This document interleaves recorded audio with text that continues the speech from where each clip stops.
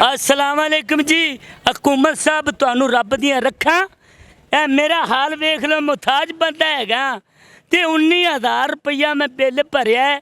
मैं लै गया तो उन्हें मैनू माफ़ी नहीं दिती। कैसे भरा आपने 19,000? बिल आया बिजली का बड़ा महंगा बिल आया 19,000 रुपया। एक बल्ब, एक पखा ते एक पंप पानी वाला, वो मैं चलाया। 3 चीज़ा ने 19,000 रुपया मैनू बिल आ गया। मैं मुहताज बंदा। मियाँ नवाज शरीफ ते मियाँ शहबाज शरीफ तुहानू रब दियां रखा। मैं तुहाडे अगे हथ जोड़ के अर्ज करना, कोई साडे मने वेखो, गरीबां मने असी तुहाडे मने वेख्या, तुसी साडे मने वेखो। असी तुहानू वोट बड़े दिते ने, रहमतां वाले, कोई साडे ते रहमत फरमाओ। ए साडे हालात ने, असी खुदा दी कसम एक डंग खाने ते 3 डंग वेखे ने अपना भुखे टुरे फिरने।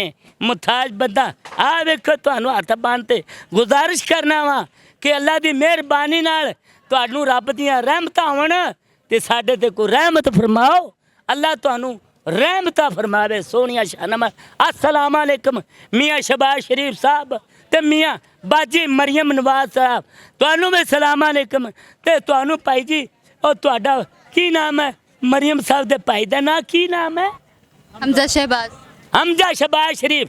तुहानू भी मियाँ साहब सलाम वालेकुम ते वालेकुम सलाम कहना ते साडे ते रहमत फरमाओ। अल्लाह पाक तुहानू रंग लासी ते अगले साल भी तुहानू असी वोट देंगे। अल्लाह रहमत फरमावे। अस्सलाम वालेकुम। वालेकुम सलाम जी, मेहरबानी जनाब। बहुत शुक्रिया।